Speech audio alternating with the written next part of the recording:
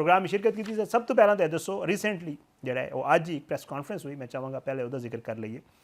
बरतानवी वज़ीर आज़म care Starmer ने press conference की थी और नज़र ये आ रहा है वाज़े तौर पर उन्हें कह दिया कि वेखो एक तो असी इस जंग का हिस्सा बिल्कुल भी नहीं बन रहा। दूजा वो कह रहे हैं कि जी हाल सिर्फ मुज़ाकरात ही है, गलबात ही है और असी चाहते हैं कि साडा ईरान नाल मुआहदा होवे, रस्ता तदों ही खुलेगा। तो ये ਜਿਹੜਾ ऐलान है केयर स्टारमर का, इन्हों तुसीं किस तरह वेख रहे हो? जी शाहिद साहब बहुत शुक्रिया अपने प्रोग्राम च मधु करन वास्ते। देखो दो तीन चीज़ां बड़ियां इंपॉर्टेंट ने। ਇਹ ਅਮਰੀਕਾ ਦੀ ਮੇਰਾ ਖਿਆਲ ਹੈ ਕੋਈ ਪਹਿਲੀ ਜੰਗ ਆ ਤਾਰੀਖ ਦੀ ਜਿਹਦੇ ਵਿੱਚ ਅਮਰੀਕਾ ਇਕੱਲਾ ਖੜਾ। सही ਕਦੀ ਐਵੇਂ ਹੋਇਆ ਹੀ ਨਹੀਂ ਕਿ ਅਮਰੀਕਾ ਨੇ ਆਪਣੇ ਜਿਹੜੇ ਅਲਾਈਜ਼ ਨੇ, ਜਿਹੜੇ ਇਤਿਹਾਦੀ ਨੇ, ਉਹਨਾਂ ਨੂੰ ਆਵਾਜ਼ ਮਾਰੀ ਹੋਏ ਆ ਕੇ ਖੜੇ ਨਾ ਹੋ ਜਾਣ ਲਾਈਨ ਦੇ ਵਿੱਚ। ਆ ਹੁਣ ਦੇਖੋ ਸਟਾਰਮਰ ਦੀ ਤੁਸੀਂ ਗੱਲ ਕਰ ਰਹੇ ਕਿ ਸਟਾਰਮਰ ਦੀ ਉਹਨੇ ਕੀ ਕਿਹਾ? ਉਹਨੇ ਕਿਹਾ ਜੀ ਅਸੀਂ ਬੜਾ ਸਿਚੁਏਸ਼ਨ ਨੂੰ ਦੇਖ ਰਹੇ ਹਾਂ। ਅਬ ਦੇਖੋ ਜਿਹੜੀ ਐਵੇਂ ਦੀਆਂ ਸਟੇਟਮੈਂਟਾਂ ਹੁੰਦੀਆਂ ਨਾ ਡਿਪਲੋਮੇਸੀ ਦੇ ਵਿੱਚ, ਮੈਂ ਸਮਝਦਾ ਹਾਂ ਕਿ ਅਮਰੀਕਾ ਵਾਸਤੇ ਡਿਪਲੋਮੇਸੀ ਦੇ ਵਿੱਚ ਹੁਣ ਇੱਕ ਚੀਜ਼, ਇੱਕ ਆਪਸ਼ਨ ਜਿਹੜੀ ਮੈਨੂੰ ਨਜ਼ਰ ਆ ਰਹੀ ਹੈ ਉਹ ਇਹ ਵਾ ਕਿ ਫੇਸ ਸੇਵਿੰਗ ਕਰਨਾ ਆਪਣੀ, ਯਾਨੀ ਕਿ ਆਪਣਾ ਮੂੰਹ ਮੱਥਾ ਬਚਾ ਲੈਣਾ। ਕਿਉਂਕਿ ਦੁਨੀਆ ਦੀ ਸਭ ਤੋਂ ਵੱਡੀ ਤਾਕਤ ਜਿਹਦਾ ਕਲੇਮ ਐ ਸੀਗਾ ਕਿ ਮੈਂ 24 ਘੰਟੇ ਜੁੜਾ ਮਾਰਾਂਗਾ ਇਹਨਾਂ ਨੂੰ, ਲੇਕਿਨ 24 ਘੰਟੇ 48 ਘੰਟੇ ਦੇਖੋ ਜੰਗ ਦੂਸਰੇ ਹਫਤੇ ਤੋਂ ਤੀਸਰੇ ਹਫਤੇ ਦੀ ਤਰਫ ਜਾ ਰਹੀ ਹੈ, ਲੇਕਿਨ ਕੋਈ ਸਟੇਟਡ ਆਬਜੈਕਟਿਵ ਜਿਹੜੇ ਨੇ ਨਜ਼ਰ ਨਹੀਂ ਆ ਰਹੇ। ਹਾਂ ਇੱਕ ਚੀਜ਼ ਆ, ਉਹ ਜਿਹੜਾ ਇਸਰਾਈਲ ਆ ਉਹ ਕਨਸਟੈਂਟਲੀ ਉਹਨੂੰ ਧੱਕਾ ਲਾ ਰਿਹਾ ਕਿ ਜਨਾਬ ਜਾਓ ਲੜੋ ਮੇਰੇ ਬਿਹਾਫ ਤੇ, ਕਿਉਂਕਿ ਇਸਰਾਈਲ ਨੂੰ ਪਤਾ ਸੀਗਾ ਕਿ ਇਸਰਾਈਲ ਇਕੱਲਾ ਨਹੀਂ ਲੜ ਸਕਦਾ। ਹੁਣ ਇਹ ਤੁਹਾਡੇ ਜਿਹੜਾ ਸਵਾਲ ਆ ਉਹਦੇ ਚ ਵਾਕਈ ਇਹ ਗੱਲ ਬੜੀ ਵਾਜ਼ਿਹ ਆ ਕਿ ਇਸ ਟਾਈਮ ਅਮਰੀਕਾ ਇਕੱਲਾ ਖੜਾ ਵਾ ਜਿਹਦੇ ਨਾਲ ਇਸਰਾਈਲ ਆ, ਲੇਕਿਨ ਇਸ ਸਮਾਂ ਅਮਰੀਕਾ ਆਪਣੇ ਇਤਿਹਾਦੀਆਂ ਨੂੰ ਆਵਾਜ਼ਾਂ ਦੇ ਰਿਹਾ ਕਿ ਮੇਰੇ ਕੋਲ ਆਓ, ਮੈਨੂੰ ਸਪੋਰਟ ਕਰੋ। ਆਪ ਨਾਏ ਹੌਰਮੂਜ਼ ਜਿਹੜੀ ਬੰਦ ਕਰਤੀ ਹੈ, ਜਿਹੜੀ ਦੁਨੀਆ ਦੀ ਟ੍ਰੇਡ ਰੋਕੀ, ਅਸਲ ਜਿਹੜਾ ਮਸਲਾ ਸਿਰ ਦਰਦੀ ਉਹ ਆਪ ਨਾਏ ਹੌਰਮੂਜ਼ ਦੀ ਹੈ, ਵਰਨਾ ਤਾਂ ਕੋਈ ਮਸਲਾ ਨਹੀਂਗਾ। ਵਰਨਾ ਤਾਂ ਅਮਰੀਕਾ ਜੰਗ ਖਿੱਚ ਕੇ ਜਿੰਨੀ ਮਰਜ਼ੀ ਦੂਰ ਲੈ ਜਾਏ, ਦੁਨੀਆ ਪੂਰੀ ਦੀ ਟ੍ਰੇਡ ਰੋਕੀ। ਦੇਖੋ ਇਹ ਦੋ ਚੀਜ਼ਾਂ ਲਾਜ਼ਮੀ ਨੇ। ਇਹ ਟ੍ਰੇਡ ਜਿਹੜੀ ਰੁਕ ਗਈ ਹੈ ਨਾ, ਇਹਦੇ ਨਾਲ ਲੋਕਾਂ ਦੀ ਖੁਰਾਕ ਦੀ ਵੀ ਕਿੱਲਤ ਆ ਗਈ ਹੈ, ਸਿਰਫ ਤੇਲ ਨਹੀਂ ਰੁਕਿਆ। ਯਾਨੀ ਕਿ ਜਿਹੜੇ ਅਰਬ ਕੰਟਰੀਜ਼ ਨੇ ਉਹਨਾਂ ਦੀ ਖੁਰਾਕ ਵੀ ਉੱਥੋਂ ਜਾਂਦੀ ਹੈ, ਤੇ ਇਹਦਾ ਮਤਲਬ ਹੈ ਕਿ ਪੂਰੀ ਦੁਨੀਆ ਪ੍ਰੈਸ਼ਰ 'ਚ ਆ ਗਈ ਹੈ। ਤੇ ਮੈਨੂੰ ਤਾਂ ਇਹ ਨਜ਼ਰ ਆ ਰਿਹਾ ਕਿ ਦੇਖੋ ਦੋ ਸੂਰਤਾਂ ਹੋ ਸਕਦੀਆਂ ਨੇ, ਜਾਂ ਤੇ ਇਹ ਹੁਣ ਅਮਰੀਕਾ ਹੋਸ਼ ਦੇ ਨਾਖੁਨ ਲਵੇਗਾ, ਕਹੇਗਾ ਈਰਾਨ ਦੇ ਨਾਲ ਅਸੀਂ ਗੱਲਬਾਤ ਕਰਾਂਗੇ, ਜਾਂ ਫਿਰ ਦੂਸਰੀ ਜਿਹੜੀ ਆਪਸ਼ਨ, ਜਿਹੜੀ ਖਤਰਨਾਕ ਆਪਸ਼ਨ ਆ, ਇਸਰਾਈਲ ਦੇ ਕਹਿਣ ਦੇ ਉੱਤੇ ਟੁਰਿਆ ਜਾਏਗਾ ਔਰ ਫਰਸਟ੍ਰੇਟ ਹੋ ਕੇ ਜਿਹੜੇ ਲੀਥਲ ਵੈਪਨਸ ਨੇ ਉਹ ਸੁੱਟ ਕੇ ਕਹੇਗਾ ਕਿ ਜਾਨ ਛੁਡਾਓ ਇਹਨਾਂ ਕੋਲੋਂ, ਕਿਉਂਕਿ ਇਹ ਰੈਜ਼ਿਸਟੈਂਸ ਤਾਰੀਖ ਗਵਾਹ ਵਾ। ਅਫਗਾਨਿਸਤਾਨ ਨੂੰ ਦੇਖ ਲਓ, ਇਰਾਕ ਨੂੰ ਵੇਖ ਲਓ, ਲਿਬੀਆ ਨੂੰ ਵੇਖ ਲਓ, ਸੀਰੀਆ ਨੂੰ ਵੇਖ ਲਓ, ਜਿੱਥੇ ਜਿੱਥੇ ਗਏ ਨੇ ਇਹਨਾਂ ਨੂੰ ਰੈਜ਼ਿਸਟੈਂਸ ਇੰਨੀ ਮਿਲੀ ਹੈ ਕਿ ਇਹਨਾਂ ਦੀ ਸੋਚ ਆ ਜੀ। ਤੇ ਇਹ ਤਾਂ ਫਿਰ ਈਰਾਨ ਆ ਜਿਹੜੀ ਇੱਕ ਬੜੀ ਵੱਡੀ ਜਿਹੜੀ ਇਹਨੂੰ ਸਿਵਲਾਈਜੇਸ਼ਨ ਕਹਿੰਦੇ ਨੇ, ਇਹ ਸਿਵਲਾਈਜੇਸ਼ਨ ਐਵੇਂ ਤਾਂ ਨਹੀਂ ਸਰੈਂਡਰ ਕਰ ਸਕਦੀ। ਤੇ ਮੈਂ ਇਹ ਕਹਾਂਗਾ ਕਿ ਇਸ ਟਾਈਮ ਅਮਰੀਕਾ ਆਪਣੇ ਇਤਿਹਾਦੀਆਂ ਤੋਂ ਬਗੈਰ ਕੱਲਾ ਜੰਗ ਲੜ ਰਿਹਾ, ਲੇਕਿਨ ਬੜੇ ਪ੍ਰੈਸ਼ਰ 'ਚ। लेकिन डॉक्टर साहब ट्रंप तो धमकियां भी ला रहे हैं ना, ट्रंप तो नेटो मुमालिक ਨੂੰ कह रहे हैं कि देखो जी तुसी अगर साडा साथ ना दिता तो फिर ਤੁਹਾਡਾ मुस्तकबिल बड़ा खराब होएगा। ਇਹਦਾ ਕੀ ਮਕਸਦ ਹੈ? ਅੱਛਾ ਸ਼ਾਹਿਦ ਸਾਹਿਬ ਇੱਕ ਗੱਲ ਬੜੀ ਟੈਕਨੀਕਲ ਹੈ, ਉਹ ਮੇਰਾ ਖਿਆਲ ਹੈ ਤੁਹਾਡੇ ਨਾਜ਼ਰੀਨ ਨੂੰ ਪਤਾ ਲੱਗਣੀ ਚਾਹੀਦੀ ਹੈ ਕਿ ਜਿਹੜਾ ਨੇਟੋ ਹੈ ਨਾ, ਨੇਟੋ ਦੀ ਜਿਹੜਾ ਆਰਟੀਕਲ 6 ਹੈ ਨਾ, ਉਹ ਬੜਾ ਪਾਵਰਫੁਲ ਹੈਗਾ। ਸਹੀ, ਉਹ ਪਾਵਰਫੁਲ ਐਵੇਂ ਕਿ ਉਹ ਆਰਟੀਕਲ ਕਹਿੰਦਾ ਕਿ ਅਗਰ ਕਿਸੇ ਵੀ ਨੇਟੋ ਮੈਂਬਰ ਦੀ ਸਟੇਟ ਦੇ ਉੱਤੇ ਕੋਈ ਅਟੈਕ ਹੋਏਗਾ ਤੇ ਉਹ ਅਟੈਕ ਤਮਾਮ ਇਤਿਹਾਦੀਆਂ ਦੇ ਉੱਤੇ ਕੰਸੀਡਰ ਕੀਤਾ ਜਾਏਗਾ ਤੇ ਸਾਰੇ ਰਲ ਕੇ ਉਹਨਾਂ ਲੜਨਗੇ। ਐਵੇਂ ਹੁੰਦਾ ਆਇਆ ਵਾ, ਲੇਕਿਨ ਇਸ ਦਫਾ ਪਹਿਲੀ ਦਫਾ ਐਸਾ ਹੋਇਆ ਕਿ ਇਹ ਜੰਗ ਅਮਰੀਕਾ ਤੇ ਇਸਰਾਈਲ ਨੇ ਖੁਦ ਛੇੜੀ ਹੈ। ਹੁਣ ਜਿਹੜੀ ਖੁਦ ਛੇੜੀ ਜੰਗ ਉਹਦੇ ਤੇ ਆਰਟੀਕਲ 6 ਤੇ ਵਾਇਲੇਟ ਨਹੀਂ ਨਾ ਹੋਇਆ। ਈਰਾਨ ਨੇ ਵਾਜ਼ੇ ਤੌਰ ਤੇ ਕਿਹਾ ਕਿ ਮੈਂ ਡਿਫੈਂਡ ਕਰਾਂਗਾ ਆਪਣੇ ਆਪ ਨੂੰ, ਦਿਫਾ ਕਰਾਂਗਾ ਆਪਣਾ, ਤੇ ਉਹ ਦਿਫਾ ਕਰਨਾ ਤੇ ਉਹਦਾ ਹੱਕ ਹੈ ਨਾ, ਉਹ ਉਹਦਾ ਸੋਵਰਨ ਰਾਈਟ ਆ। ਤੇ ਤੁਸੀਂ ਇਹ ਦੇਖ ਲਓ ਕਿ ਇਸ ਟਾਈਮ ਜਿਹੜੇ ਨੇਟੋ ਇਤਿਹਾਦੀ ਨੇ ਉਹ ਵੀ ਬੜੇ ਸਿਆਣੇ ਹੋ ਗਏ ਨੇ ਨਾ। ਦੇਖੋ ਗੱਲ ਸੁਣੋ, ਪੂਰੀ ਦੁਨੀਆ ਦੇ ਜਿੰਨੇ ਵੀ ਪੋਲੀਟੀਸ਼ੀਅਨਸ ਨੇ, ਚਾਹੇ ਜਰਮਨ ਦੇ ਨੇ, ਇਟਲੀ ਦੇ ਨੇ, ਯੂਕੇ ਦੇ ਨੇ, ਕੈਨੇਡਾ ਦੇ ਨੇ, ਆਸਟ੍ਰੇਲੀਆ ਦੇ ਨੇ, ਜਿੰਨੇ ਵੀ ਨੇ, ਸਭ ਦੇ ਉੱਤੇ ਪਬਲਿਕ ਪ੍ਰੈਸ਼ਰ ਬਹੁਤ ਜ਼ਿਆਦਾ ਵਾ। ਤੁਸੀਂ ਇਹ ਦੇਖੋ ਕਿ ਸੋਸ਼ਲ ਮੀਡੀਆ ਤੇ ਜਿਹੜੀ ਚੀਜ਼ ਚੜ੍ਹਦੀ ਹੈ ਉਹ ਤੋਂ ਤੁਸੀਂ ਜੰਗ ਦੀ ਜਿਹੜੀ ਪਪੂਲੈਰਿਟੀ ਦਾ ਅੰਦਾਜ਼ਾ ਲਾ ਸਕਦੇ ਆ। ਦੁਨੀਆ ਜਹਾਨ ਦੇ ਬੁਰੇ ਅਲਫਾਜ਼ ਕਹੇ ਜਾ ਰਹੇ ਨੇ ਡੋਨਲਡ ਟਰੰਪ ਨੂੰ, ਦੁਨੀਆ ਜਹਾਨ ਦੇ ਬੁਰੇ ਅਲਫਾਜ਼ ਕਹੇ ਜਾਣੇ, ਬਲਕਿ ਗਾਲਾਂ ਕੱਢ ਰਹੇ ਨੇ ਜਿਹੜਾ ਇਹ ਵਾ ਨਤਨਯਾਹੂ, ਉਹਨੂੰ ਕਹਿ ਰਹੇ ਨੇ ਕਿ ਇਹਨੇ ਜੰਗ ਛੇੜੀ ਤੇ ਛੇੜੀ ਕਾਹਦੇ ਵਾਸਤੇ। ਇਹਦਾ ਮਤਲਬ ਮੈਨੂੰ ਇਸ ਚੀਜ਼ ਸਮਝ, ਲਿਹਾਜ਼ਾ ਇਸ ਚੀਜ਼ ਨੂੰ ਤੁਸੀਂ ਦੇਖ ਕੇ ਅੰਦਾਜ਼ਾ ਲਾ ਸਕਦੇ ਆ ਕਿ ਇਤਿਹਾਦੀ ਸਾਰੇ ਜਿਹੜੇ ਉਹਨਾਂ ਦੇ ਉੱਤੇ ਉਹਨਾਂ ਦੇ ਮਮਾਲਿਕ ਦੇ ਲੋਕਾਂ ਦਾ ਪ੍ਰੈਸ਼ਰ ਇਹ ਵਾ ਕਿ ਜਿਹੜਾ ਪੈਸਾ ਤੁਸੀਂ ਜੰਗ 'ਚ ਲਾ ਕੇ ਜਾ ਕੇ ਲਾਣਾ ਵਾ, ਉਹਦੇ ਵਾਸਤੇ ਸਾਡੇ ਜਿਹੜੇ ਇੰਟਰਨਲ ਮਸਾਇਲ ਨੇ, ਹੈਲਥ ਦੇ ਨੇ, ਐਜੂਕੇਸ਼ਨ ਦੇ ਨੇ, ਅਨਐਮਪਲੋਇਮੈਂਟ ਦੇ ਨੇ, ਉਹ ਉੱਥੇ ਇਨਫਰਾਸਟਰਕਚਰ ਦੇ ਮਾਮਲਾਤ ਨੇ, ਜਾਂ ਬੁੱਢੇ ਲੋਕ ਜਿਹੜੇ ਹੋ ਗਏ ਨੇ ਉਹਨਾਂ ਨੂੰ ਪੈਨਸ਼ਨ ਦੇ ਇਸ਼ੂਜ਼ ਨੇ, ਉਹ ਹੱਲ ਕਰੋ। ਤੁਸੀਂ ਜਾ ਕੇ ਆਪਣੀ ਜੰਗਾਂ ਦੇ ਵਿੱਚ ਪੈਸੇ ਲਾਣੇ, ਤੁਹਾਡੇ ਕੋਲ ਬਹੁਤਾ ਪੈਸਾ ਜਿੱਥੇ ਲਾ ਲਓ ਤੁਸੀਂ। ਤੇ ਲਿਹਾਜ਼ਾ ਇਹ ਮੈਂ ਕਹਾਂਗਾ ਇਸ ਟਾਈਮ ਨੇਟੋ ਦੇ ਉੱਤੇ ਜਿਹੜਾ ਪ੍ਰੈਸ਼ਰ ਆ ਉਹ ਜ਼ਿੰਦਗੀ 'ਚ ਪਹਿਲੇ ਕਦੀ ਨਹੀਂ ਰਿਹਾ। ਦੂਸਰੀ ਚੀਜ਼ ਹੈ, ਦੇਖੋ ਇਸ ਜੰਗ ਦੇ ਪਿੱਛੇ ਇੱਕ ਖਾਸ ਸਪੋਰਟ, ਖੁੱਲ੍ਹ ਕੇ ਨਹੀਂ, ਇੱਕ ਪੋਸ਼ੀਦਾ ਜੀ ਸਪੋਰਟ ਜਿਹੜੀ ਆ ਰਹੀ ਹੈ ਉਹ ਚਾਈਨਾ ਤੇ ਰਸ਼ੀਆ ਦੀ ਆ ਰਹੀ ਹੈ। ਹੁਣ ਚਾਈਨਾ ਤੇ ਰਸ਼ੀਆ ਨੂੰ ਅਗਰ ਇਹ ਬਹੁਤਾ ਧੱਕਾ ਲਾਉਂਦੇ ਨੇ, ਬੜੇ ਸਿਆਣੇ ਨੇ, ਸਿਆਣੇ ਐਵੇਂ ਨੇ ਕਿ ਅਗਰ ਨੇਟੋ ਵਾਲੇ ਧੱਕਾ ਲਾਉਂਦੇ ਨੇ ਤੇ ਫਿਰ ਕੀ ਹੋਏਗਾ ਕਿ ਚਾਈਨਾ ਤੇ ਰਸ਼ੀਆ ਵੀ ਖੁੱਲ ਕੇ ਸਾਹਮਣੇ ਆਣਗੇ ਤੇ ਇਹ ਜਿਹੜੀ ਹੈ ਨਾ ਤੀਸਰੀ ਜੰਗੇ ਅਜ਼ੀਮ ਬਣ ਸਕਦੀ ਹੈ। ਬੜੀ ਕੈਲਕੂਲੇਸ਼ਨ ਕਰਦੇ ਨੇ ਮਮਾਲਿਕ, ਐਵੇਂ ਨਹੀਂ ਜੰਪ ਮਾਰਦੇ ਤਾਂ ਕਿ ਉਹਨਾਂ ਦਾ ਨਿਕਲਣਾ ਮੁਸ਼ਕਲ ਹੋ ਜਾਵੇ ਜੰਗ ਦੇ ਵਿੱਚੋਂ।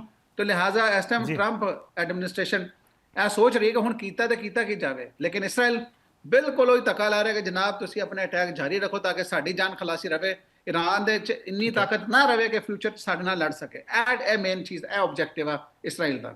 ਸਰ। ਗੱਲ ਇਹ ਕੀਤੀ ਜਾ ਰਹੀ ਹੈ ਕਿ ਜਿੰਨੇ ਵੀ ਮਮਾਲਿਕ ਨੇ ਪਹਿਲੇ ਯੂਰਪ ਨਾਲ ਖੜਾ ਹੁੰਦਾ ਸੀ, ਇਤਿਹਾਦੀ ਅਮਰੀਕਾ ਦੇ ਉਹਦੇ ਨਾਲ ਖੜੇ ਹੁੰਦੇ ਸਨ, ਲੇਕਿਨ ਹੁਣ ਮਾਮਲਾ ਜ਼ਰਾ ਮੁਖਤਲਿਫ ਨਜ਼ਰ ਆ ਰਿਹਾ। ਅੱਜ ਤੁਹਾਨੂੰ ਦੱਸਿਆ ਕਿ ਜੀ ਕੇਰ ਸਟਾਰਮਰ ਦੀ ਪ੍ਰੈਸ ਕਾਨਫਰੰਸ ਵੀ ਆਈ ਔਰ ਉਹ ਕਹਿ ਰਹੇ ਸਨ ਕਿ ਮੁਜ਼ਾਕਰਾਤ ਹੋਣੇ ਚਾਹੀਦੇ ਨੇ। ਤੇ ਜਿੰਨੇ ਵੀ ਮਮਾਲਿਕ ਨੇ ਜਾਂ ਯੂਰਪ ਹੈ ਜਾਂ ਬਾਕੀ ਜਿੰਨੇ ਮਮਾਲਿਕ ਪਹਿਲੇ ਜਿਹੜੇ ਅਮਰੀਕਾ ਦੇ ਇਤਿਹਾਦੀ ਹੁੰਦੇ ਸਨ, ਜਾਂ ਅਗਰ ਅਸੀਂ ਖਲੀਜ ਦੇ ਮਮਾਲਿਕ ਦੀ ਗੱਲ ਕਰੀਏ, ਉਹ ਅਮਰੀਕਾ ਦੇ ਨਾਲ ਜ਼ਾਹਿਰ ਹੈ ਉਹਨਾਂ ਦੇ ਵੀ ਤਾਲੁਕਾਤ ਬਿਹਤਰ ਨੇ।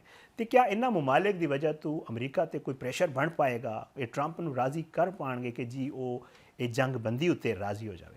ਅੱਛਾ ਸ਼ਾਹਿਦ ਸਾਹਿਬ, ਇੱਕ ਚੀਜ਼ ਇੰਪੋਰਟੈਂਟ ਆ, ਜੰਗ ਦੀ ਇੱਕ ਸਾਈਕੋਲੋਜੀ ਹੁੰਦੀ ਹੈ। ਜੰਗ ਦੀ ਸਾਈਕੋਲੋਜੀ ਇਹ ਹੁੰਦੀ ਹੈ ਕਿ ਤੁਸੀਂ ਆਪਣੇ 에ਅਰ ਪਾਵਰ, ਜਿਹਨੂੰ ਕਹਿੰਦੇ ਨੇ ਜਹਾਜ਼ਾਂ ਦਾ ਇਸਤੇਮਾਲ ਜਾਂ ਉੱਪਰੋਂ 에ਅਰ ਪਾਵਰ, ਸਹੀ। ਅਮਰੀਕਾ ਨੇ 에ਅਰ ਸੁਪੀਰੀਅਰਿਟੀ ਹਾਸਲ ਕਰ ਲਈ। ਉਹਨਾਂ ਨੇ ਈਰਾਨ ਦੀ ਨੇਵੀ ਉਡਾਤੀ ਸਾਰੀ ਦੀ ਸਾਰੀ। ਉਹਨਾਂ ਨੇ ਈਰਾਨ ਦੇ ਜਿਹੜੇ ਜਿਹੜੇ ਜਹਾਜ਼ ਸੀਗੇ, ਹੈਂਗਰ ਸੀਗੇ, 에ਅਰਪੋਰਟ ਸੀਗੇ, ਫੈਸਿਲਿਟੀ ਸੀਗੀਆਂ, ਜੀ ਜੀ ਐਸਟ ਸੀਗੇ, ਉਹ ਸਾਰੇ ਉਡਾਤੇ। ਜਦੋਂ ਉਹਨਾਂ ਨੇ ਉਡਾਤੇ ਉਸ ਤੋਂ ਬਾਅਦ ਉਹ ਕਹਿੰਦੇ ਨੇ ਜੀ ਅਸੀਂ ਆਪਣਾ ਕੰਮ ਕਰ ਲਿਆ। ਹੁਣ ਕੀ ਹੈ, ਈਰਾਨ ਦੇ ਲੋਕਾਂ ਨੂੰ ਕਿਹਾ ਉਹਨਾਂ ਨੇ ਠੀਕ। ਨਿਕਲੋ ਬਾਹਰ, ਕੋਈ ਵੀ ਨਹੀਂ ਨਿਕਲਿਆ। ਨਿਕਲੋ ਬਾਹਰ ਤੇ ਤੁਸੀਂ ਆਪਣੀ ਆਜ਼ਾਦੀ ਲੈ ਲਵੋ, ਇਹ ਉਹਨਾਂ ਦੀ ਇੱਕ ਟੈਕਨੀਕ ਸੀਗੀ, ਕੋਈ ਵੀ ਨਹੀਂ ਨਿਕਲਿਆ। ਅਲ ਕੁਦਸ ਡੇ ਆ ਗਿਆ। ਅਲ ਕੁਦਸ ਡੇ ਦੇ ਉੱਤੇ ਪੂਰਾ ਈਰਾਨ, ਜੀ ਪੂਰਾ ਤਹਿਰਾਨ, ਸਾਰੇ ਲੋਕ ਸੜਕਾਂ ਤੇ ਸੋਲੀਡੈਰਿਟੀ ਵਾਸਤੇ, ਫਲਸਤੀਨੀਆਂ ਦੀ ਸੋਲੀਡੈਰਿਟੀ ਵਾਸਤੇ, ਉਹਨਾਂ ਨੂੰ ਸਪੋਰਟ ਕਰਨ ਵਾਸਤੇ। ਈਰਾਨੀਅਨ ਲੀਡਰਸ਼ਿਪ ਵੀ ਸੜਕਾਂ ਦੇ ਉੱਤੇ। ਹੁਣ ਕਹਿਣ ਦਾ ਮਕਸਦ ਇਹ ਵਾ ਕਿ ਇਹ ਜਿਹੜੀ ਚੀਜ਼ ਹੈ ਨਾ, ਉਹਨਾਂ ਨੇ ਹੁਣ ਇੱਕ ਚੀਜ਼ ਆਪਸ਼ਨ ਰਹਿ ਜਾਂਦੀ ਸੀ ਅਮਰੀਕਾ ਦੇ ਉੱਤੇ। ਅਮਰੀਕਾ ਦੀਆਂ ਜਿਹੜੀਆਂ ਇੰਟਰਨੈਸ਼ਨਲ ਹਿਊਮਨ ਰਾਈਟਸ ਆਰਗੇਨਾਈਜੇਸ਼ਨਸ ਹੈ, ਉਹਨਾਂ ਦਾ ਠੀਕ ਬੜਾ ਹੈ ਪ੍ਰੈਸ਼ਰ ਆ। ਉਹਨਾਂ ਨੇ ਬੱਚਿਆਂ ਦਾ ਸਕੂਲ ਉਡਾਇਆ, ਕਿੱਡਾ ਵੱਡਾ ਜ਼ੁਲਮ ਕੀਤਾ। ਲੇਕਿਨ ਇਹ ਦੇਖੋ, ਸਕੂਲ ਉਡਾਉਣ ਤੋਂ ਬਾਅਦ ਹਰ ਜਗ੍ਹਾ, ਹਰ ਇੰਟਰਨੈਸ਼ਨਲ ਫੋਰਮ ਤੇ ਉਹਨਾਂ ਨੂੰ ਸਵਾਲ ਹੋ ਰਿਹਾ ਕਿ ਤੁਸੀਂ ਉਹ ਬੱਚਿਆਂ ਦੇ ਸਕੂਲ ਤੇ ਕਿਉਂ ਮਾਰਿਆ। ਯਾਨੀ ਕਿ ਉਹ ਅਗਰ ਫੌਜੀ ਤਨਸੀਬਾਤ ਹੁੰਦੀਆਂ, ਉਹਨਾਂ ਨੂੰ ਟਾਰਗੇਟ ਕਰਨਾ ਠੀਕ ਹੈ, ਰੈਸ਼ਨਲ ਆ। ਬੱਚਿਆਂ ਨੂੰ ਜਾਂ ਸਿਵਲੀਅਨ ਟਾਰਗੇਟਸ ਨੂੰ ਟਾਰਗੇਟ ਨਹੀਂ ਕਰ ਸਕਦੇ ਜੀ ਤੁਸੀਂ, ਜੰਗ ਦੇ ਖਿਲਾਫ ਆ। ਹੁਣ ਕੀ ਹੋ ਰਿਹਾ ਵਾ, ਸਾਰੇ ਟਾਰਗੇਟ ਜਿਹੜੇ ਫੌਜੀ ਟਾਰਗੇਟ ਅਮਰੀਕਾ ਠੀਕ। ਕਹਿੰਦਾ ਮੈਂ ਅਚੀਵ ਕਰ ਲਏ ਨੇ। ਹੁਣ ਸਿਵਲੀਅਨ ਤਨਸੀਬਾਤ ਤੇ ਹਮਲਾ ਕਰਨਾ ਇੰਟਰਨੈਸ਼ਨਲ ਵਾਰ ਕ੍ਰਿਮੀਨੈਲਿਟੀ ਕਹਿੰਦੇ ਨੇ ਉਹਨੂੰ, ਕਿ ਉਹ ਕ੍ਰਾਈਮ ਆ।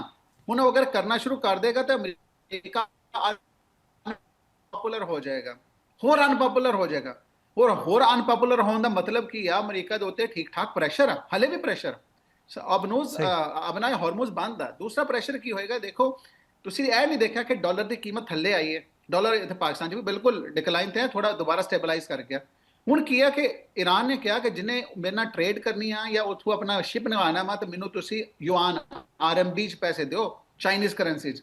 ਇਹਦਾ ਮਤਲਬ ਆ ਕਿ ਦੁਨੀਆ ਫਿਰ ਆਲਟਰਨੇਟ ਤੇ ਸੋਚ ਵੀ ਰਹੀ ਆ। ਤੇ ਅਮਰੀਕਾ ਦਾ ਡੀ ਡਾਲਰਾਈਜੇਸ਼ਨ ਜਿਹੜਾ ਪਲਾਨ ਸੀਗਾ, ਉਹ ਮਤਲਬ ਡਾਲਰ ਦੀ ਛੁੱਟੀ ਮਤਲਬ ਜੀ ਅਮਰੀਕਾ ਦੀ ਇੰਟਰਨੈਸ਼ਨਲ ਸਟੇਜ ਜਿੱਥੇ ਉਹ ਸੁਪਰ ਪਾਵਰ ਬਣ ਕੇ ਬੈਠਾ ਵਾ, ਉਹਦਾ ਡਿਕਲਾਈਨ ਸ਼ੁਰੂ ਹੋ ਜਾਏਗਾ। ਤੇ ਇਹ ਮਤਲਬ ਆ ਅਮਰੀਕਾ ਦੇ ਉੱਤੇ ਇਸ ਟਾਈਮ ਠੀਕ ਠਾਕ ਕਿਸਮ ਦਾ ਪ੍ਰੈਸ਼ਰ ਆ ਕਿ ਅਮਰੀਕਾ ਜਿਹੜਾ ਨਾ ਠੀਕ ਹੈ ਇਸ ਟਾਈਮ ਉਹ ਸੋਚ ਰਿਹਾ ਕਿ ਹੁਣ ਕੀਤਾ ਤੇ ਕੀ ਕੀਤਾ ਜਾਵੇ। ਡੇਲੀ ਬੇਸਿਸ ਤੇ ਬਰੀਫਿੰਗ ਆ ਰਹੀ ਹੈ, ਡੇਲੀ ਬੇਸਿਸ ਤੋਂ ਨया ਹੋਪ ਦਿਖਾ ਰਹੇ ਨੇ, ਨए टारगेट आ गए, नए टारगेट ਉਹ ਬਿਲਕੁਲ ਇਸਰਾਈਲੀਆਂ ਦੀ ਜ਼ਬਾਨ ਬੋਲ ਰਹੇ ਨੇ, ਜਦਕਿ ਦਰ ਹਕੀਕਤ ਇੰਤਹਾਈ ਪ੍ਰੈਸ਼ਰ ਦਾ ਸ਼ਿਕਾਰ ਨੇ। ਬੈਕ ਚੈਨਲ ਤੋਂ ਡਿਪਲੋਮੇਸੀ ਕਰ ਰਹੇ ਨੇ, ਚਾਈਨਾ ਨੂੰ ਕਹਿ ਰਹੇ ਨੇ ਪਲੀਜ਼ ਈਰਾਨ ਨਾਲ ਗੱਲ ਕਰਕੇ ਸਾਡੀ ਜਾਨ ਖਲਾਸੀ ਕਰੋ, ਇਹਨਾਂ ਨੂੰ ਕਹੋ ਚਲੋ ਜੀ ਸੀਜ਼ ਫਾਇਰ ਕਰ ਲੈਂਦੇ ਆ। ਜਦਕਿ ਈਰਾਨ ਇਹ ਕਹਿ ਰਿਹਾ ਵਾ ਕਿ ਜਨਾਬ ਸੀਜ਼ ਫਾਇਰ ਨਹੀਂ ਚਾਹੀਦਾ, ਅਮਨ ਚਾਹੀਦਾ, ਅਮਨ ਵਿਦ ਗਾਰੰਟੀ ਠੀਕ। ਕਿ ਆਉਣ ਵਾਲੇ ਵਕਤ 'ਚ ਤੁਸੀਂ ਬਿਲਾ ਵਜ੍ਹਾ ਜਿਵੇਂ ਹੁਣ ਸਾਡੇ ਤੇ ਜੰਗ ਮੁਸੱਲਤ ਕੀਤੀ ਹੈ, ਦੁਬਾਰਾ ਜੰਗ ਮੁਸੱਲਤ ਨਹੀਂ ਕਰੋਗੇ। ਇਹ ਮੇਰਾ ਖਿਆਲ ਹੈ ਕੋਈ ਬਹੁਤ ਵੱਡੀ ਸ਼ਰਤ ਨਹੀਂ ਹੈਗੀ। ਲੇਕਿਨ ਮੈਨੂੰ ਇਸ ਚੀਜ਼ ਦੀ ਜ਼ਿਹਨੀ ਦੀ ਤਕਲੀਫ ਹੁੰਦੀ ਹੈ ਕਿ ਦੁਨੀਆ ਜਿਨ੍ਹਾਂ ਅਸੂਲਾਂ ਤੇ ਬਣੀ ਆ, ਉਹ ਅਸੂਲ ਬਿਲਕੁਲ ਇਸ ਟਾਈਮ ਮੈਂ ਕਹਿੰਦਾ ਕਿ ਉਹ ਕਚਰੇ ਰੱਦੀ ਦੇ ਟੁਕੜੇ ਦੀ ਤਰ੍ਹਾਂ ਸੁੱਟ ਦਿੱਤੇ ਗਏ ਨੇ। ਉਹਨਾਂ ਦਾ ਮਤਲਬ they are not even applicable at this moment. ਮੈਂ ਉਹਨਾਂ ਦੀ ਬਿਲਕੁਲ ਇੱਕ ਬਲੇਟੈਂਟ ਵਾਇਲੇਸ਼ਨ ਹੋ ਰਹੀ ਹੈ। ਇਹ ਮੇਰਾ ਖਿਆਲ ਹੈ ਕਿ ਇਸ ਟਾਈਮ ਬੜਾ ਇੱਕ ਹਾਈ ਟਾਈਮ ਆ ਅਮਰੀਕਾ ਨੂੰ ਡਿਕਲਾਈਨ ਉਹਦੇ ਵਾਸਤੇ, ਚਾਈਨਾ ਵਾਸਤੇ ਤੇ ਰਸ਼ੀਆ ਵਾਸਤੇ ਖਾਸ ਤੌਰ ਤੇ, ਕਿ ਇੰਟਰਨੈਸ਼ਨਲ ਆਰਡਰ 'ਚ ਇਸ ਚੀਜ਼ ਨੂੰ ਹਾਈਲਾਈਟ ਕਰਨ ਕਿ America is not a super power anymore. ਉਹ ਜਿਹੜੀਆਂ ਸਟੇਟਡ ਆਬਜੈਕਟਿਵ ਅਮਰੀਕਾ ਕਹਿ ਰਿਹਾ ਸੀ ਨਾ ਕਿ ਮੈਂ ਦੁਨੀਆ 'ਚ ਅਮਨ ਲੈ ਕੇ ਆਵਾਂਗਾ, ਡੈਮੋਕ੍ਰੇਸੀਜ਼ ਹੋਣਗੀਆਂ, ਖੁਸ਼ਹਾਲ ਹੋਏਗੀ ਦੁਨੀਆ, ਸਭ ਨੀਸੋ ਨਾਬੂਦ ਹੋ ਚੁੱਕਿਆ। ਔਰ ਅਮਰੀਕਾ ਸਿਰਫ ਇਸਰਾਈਲ ਦੇ ਇਸ਼ਾਰਿਆਂ ਤੇ ਨੱਚਣ ਵਾਲਾ ਇੱਕ ਕਠਪੁਤਲੀ ਜਿਹੜੀ ਹੁਕੂਮਤ ਦੀ ਉਹ ਰਹਿ ਗਈ ਹੈ। ਸਰ ਇਹ ਵੀ ਖਬਰਾਂ ਨੇ, ਰਿਪੋਰਟਾਂ ਵੀ ਆ ਰਹੀਆਂ ਨੇ, ਨਿਊਯਾਰਕ ਟਾਈਮਜ਼ ਦਾ, ਦੂਜੇ ਅਖਬਾਰਾਂ ਦਾ ਤੁਸੀਂ ਵੀ ਪੜ੍ਹਿਆ ਹੋਵੇਗਾ ਕਿ ਜੀ ਟਰੰਪ ਜਿਹੜਾ ਉਹ ਫਸ ਚੁੱਕਿਆ ਹੈ। ਅਮਰੀਕਾ ਦਾ ਇੱਕ ਬਹੁਤ ਹੀ ਵੱਡਾ ਖਰਚਾ ਹੋ ਰਿਹਾ ਇਸ ਜੰਗ ਦੇ ਉੱਤੇ। ਤੁਹਾਨੂੰ ਕੀ ਨਜ਼ਰ ਆ ਰਿਹਾ, ਇਸਰਾਈਲ ਤੇ ਅਮਰੀਕਾ ਕੋਈ ਐਗਜ਼ਿਟ ਪੁਆਇੰਟ ਵੇਖ ਰਹੇ ਨੇ ਇਸ ਸਾਰੇ ਮਾਮਲੇ ਦੇ ਵਿੱਚ? ਕਿਸੇ ਵਕਤ ਵੀ ਉਹ ਨਿਕਲ ਸਕਦੇ ਨੇ। ਸਟੇਟਮੈਂਟਸ ਵੀ ਆਏ ਨੇ ਟਰੰਪ ਦੀ ਤਰਫ ਕੋਲ ਪਿਛਲੇ ਦਿਨਾਂ 'ਚ ਕਿ ਜੀ ਜੰਗ ਤਕਰੀਬਨ ਖਤਮ ਹੋ ਗਈ ਹੈ ਔਰ ਜਿਹੜਾ ਅਸੀਂ ਸਾਰਿਆਂ ਨੂੰ ਉੱਥੇ ਜਿਹੜੀ ਇਰਾਨ ਦੀ ਬੈਰੀਆ ਹੈ ਉਹਨੂੰ ਤਬਾਹ ਕਰ ਦਿੱਤਾ ਹੈ ਔਰ ਸਾਰੇ ਮਾਮਲਾ। ਪਿਛਲੀ ਦਫਾ ਹੀ ਅਸੀਂ ਵੇਖਿਆ ਕਿ ਇਸ ਤਰ੍ਹਾਂ ਦੇ ਸਟੇਟਮੈਂਟ ਹੈ ਔਰ ਉਹਦੇ ਬਾਅਦ ਜਿਹੜਾ ਹੈ ਜੰਗ ਬੰਦੀ ਹੋ ਗਈ ਸੀ। ਤੇ ਇਸ ਦਫਾ ਕੋਈ ਐਗਜ਼ਿਟ ਪੁਆਇੰਟ ਵੇਖ ਰਹੇ ਨੇ ਦੋਵੇਂ? ਇਹ ਨਹੀਂ ਕਿਹਾ ਜਾ ਸਕਦਾ। ਦੇਖੋ ਸ਼ਾਹ ਸਾਹਿਬ, ਜਦੋਂ ਜੰਗ ਹੋ ਜਾਂਦੀ ਹੈ ਨਾ, ਇੱਕ ਨਇਆ ਇੱਕ ਟਰਮ ਹੈ ਇੰਟਰਨੈਸ਼ਨਲ ਪੋਲਿਟਿਕਸ, ਉਹਨੂੰ ਕਹਿੰਦੇ ਨੇ ਨੈਸ਼ਨਲ ਪ੍ਰੈਸਟੀਜ। ਨੈਸ਼ਨਲ ਪ੍ਰੈਸਟੀਜ ਇਹ ਹੁੰਦਾ ਕਿ ਕੋਈ ਮੁਲਕ ਅਗਰ ਜੰਗ ਹਾਰ ਵੀ ਜਾਵੇ ਨਾ ਤੇ ਮੁਆਹਦੇ ਤੇ ਦਸਤਖਤ ਨਹੀਂ ਕਰਦਾ ਕਿ ਮੈਂ ਸਰੈਂਡਰ ਕਰਦਾ, ਮੈਂ ਹਾਰ ਗਿਆ, ਕਿਉਂਕਿ ਉਹ ਨੈਸ਼ਨਲ ਪ੍ਰੈਸਟੀਜ ਦੇ ਖਿਲਾਫ ਆ। ਹੁਣ ਅਮਰੀਕਾ ਜਿਹੜਾ ਵਾ, ਅਗਰ ਅਮਰੀਕਾ ਇੱਥੋਂ ਜਿੱਤ ਨਹੀਂ ਰਿਹਾ, ਅਮਰੀਕਾ ਅੱਗੇ ਮੂਵ ਨਹੀਂ ਕਰ ਰਿਹਾ, ਲੇਕਿਨ ਅਮਰੀਕਾ ਫਿਰ ਵੀ ਇੱਕ ਡਿਪਲੋਮੈਟਿਕਲੀ ਕੋਸ਼ਿਸ਼ ਕਰੇਗਾ ਕਿ ਈਰਾਨ ਦੇ ਨਾਲ, ਮਤਲਬ ਇਹ ਕੋਸ਼ਿਸ਼ ਕਰੇ ਫਿਰ ਵੀ ਈਰਾਨ ਨਾਲ ਧੌਂਸ ਜਮਾ ਕੇ ਔਰ ਦੁਨੀਆ ਨੂੰ ਦੱਸੇਗਾ ਕਿ ਦੇਖੋ ਈਰਾਨ ਤਬਾਹ ਬਰਬਾਦ ਕਰਤਾ, ਈਰਾਨ ਘੁਟਨੇ ਟੇਕ ਗਿਆ। ਤੇ ਉਹ ਐਗਜ਼ਿਟ ਪੁਆਇੰਟ ਤੇ ਲੱਭ ਰਹੇ ਨੇ। ਤੁਹਾਡੀ ਗੱਲ ਬਿਲਕੁਲ ਦਰੁਸਤ ਹੈ। ਇਸ ਟਾਈਮ ਕੋਈ ਪੁਆਇੰਟ ਨਹੀਂ ਰਹਿ ਗਿਆ ਕਿ ਉਹ ਜੰਗ ਪ੍ਰੋਲੋਂਗ ਕਰੀ ਜਾਣ। ਔਰ ਡੇਲੀ ਦੀ ਜਿਹੜੀ ਜੰਗ ਦੀ ਕਾਸਟ ਆ, ਅਮਰੀਕਾ ਤੇ ਚਲੋ ਚੱਲ ਲਏਗਾ, ਜਿਹੜੀ ਪੂਰੀ ਦੁਨੀਆ ਦਾ ਨੁਕਸਾਨ ਹੋ ਰਿਹਾ ਵਾ। ਜਿੰਨੀ ਸਪਲਾਈ ਆ 20% ਸਪਲਾਈ ਜਾਂਦੀ ਇੱਥੋਂ ਆਇਲ ਦੀ, ਉਹ ਜਿਹੜੀ 20% ਸਪਲਾਈ ਹੈ, ਇੰਡਸਟਰੀ ਰੁਕ ਗਈ ਆ, ਪ੍ਰੋਡਕਸ਼ਨ ਰੁਕ ਗਈ ਆ, ਖਾਣਾ ਪੀਣਾ, ਪਾਣੀ, ਦੀਗਰ ਚੀਜ਼ਾਂ ਜਿਹੜੀਆਂ ਨੇ, ਖੁਰਾਕ ਦੀਆਂ ਚੀਜ਼ਾਂ ਜਿਹੜੀਆਂ ਮਿਡਲ ਈਸਟ ਜਾਂਦੀਆਂ ਨੇ ਜਾਂ ਉੱਥੋਂ ਵਾਪਸ ਦੁਨੀਆ ਨੂੰ ਜਾਂਦੀਆਂ ਨੇ, ਤਮਾਮ ਦੀਆਂ ਤਮਾਮ ਮੁਤਾਸਿਰ ਹੋ ਗਈਆਂ ਨੇ। ਤੇ ਮੈਂ ਫਿਰ ਇਹੀ ਗੱਲ ਕਹਾਂਗਾ ਕਿ ਅਮਰੀਕਾ ਬਿਲਕੁਲ ਇੱਕ ਐਗਜ਼ਿਟ ਪੁਆਇੰਟ ਲੱਭ ਰਿਹਾ, ਲੇਕਿਨ ਪ੍ਰੈਸਟੀਜ ਦੇ ਨਾਲ, ਇੱਜ਼ਤ ਦੇ ਨਾਲ, ਕਿ ਉਹਦੀ ਫੇਸ ਸੇਵਿੰਗ ਹੋ ਜਾਵੇ। ਤੇ ਈਰਾਨ ਜਿਹੜਾ ਵਾ ਆਪਣੀ ਸ਼ਰਾਇਤ ਉੱਤੇ ਕੋਸ਼ਿਸ਼ ਕਰ ਰਿਹਾ ਵਾ ਕਿ ਉਹਨੂੰ ਨਾ ਅਗਰ ਉਹਦੀ ਗੱਲ ਮੰਨੀ ਜਾਵੇ ਤਾਂ ਉਹ ਇਹੀ ਆ, ਈਰਾਨ ਦੀ ਇੱਜ਼ਤ, ਈਰਾਨ ਦੀ ਸੋਵਰੇਨਿਟੀ ਦਾ ਇਹਤਰਾਮ, ਔਰ ਤੀਸਰੀ ਗੱਲ ਹੈ ਕਿ ਈਰਾਨ ਦੇ ਉੱਤੇ ਫਿਊਚਰ ਵਿੱਚ ਕੋਈ ਹਮਲਾ ਨਹੀਂ ਹੋਏਗਾ ਐਵੇਂ ਬਿਲਾ ਵਜ੍ਹਾ। ਔਰ ਉਹਦੇ ਵਾਸਤੇ ਈਰਾਨ ਗਾਰੰਟੀ ਮੰਗਦਾ ਵਾ, ਦੁਨੀਆ ਦੀਆਂ ਵੱਡੀਆਂ ਤਾਕਤਾਂ ਉਹਨੂੰ ਕੋ ਗਾਰੰਟੀ ਦੇਣਗੇ, ਉਹ ਗਾਰੰਟਰ ਬਣਨਗੇ ਐਵੇਂ ਦਾ ਅਗਰ ਕੋਈ ਮੁਆਹਦਾ ਹੁੰਦਾ ਵਾ। ਤੇ ਦੇਖੋ ਕੀ ਹੁੰਦਾ, ਲੇਕਿਨ ਕਬਲਜ਼ ਵਕਤ ਹੋਏਗਾ ਐਵੇਂ ਦੀ ਗੱਲ ਕਰਨਾ, ਕਿਉਂਕਿ ਬਹੁਤ ਸਾਰੀਆਂ ਚੀਜ਼ਾਂ ਅਨਫੋਲਡ ਹੁੰਦੀਆਂ ਵਾ। ਜਿਵੇਂ ਜੀ ਅਮਰੀਕਾ ਨੇ ਅਫਗਾਨਿਸਤਾਨ ਜੋ ਚੰਬ ਮਾਰਿਆ ਸੀ 2003 ਦੇ ਵਿੱਚ ਸਦਾਮ ਹੁਸੈਨ ਦੀ ਹਕੂਮਤ ਨੂੰ ਗਿਰਾਉਣ ਵਾਸਤੇ, ਉਹ ਹਕੂਮਤ ਵੀ ਗਿਰ ਗਈ, ਲੇਕਿਨ ਉਹਦੇ ਵਿੱਚ ਵੀ ਫਸ ਕੇ ਰਹਿ ਗਏ।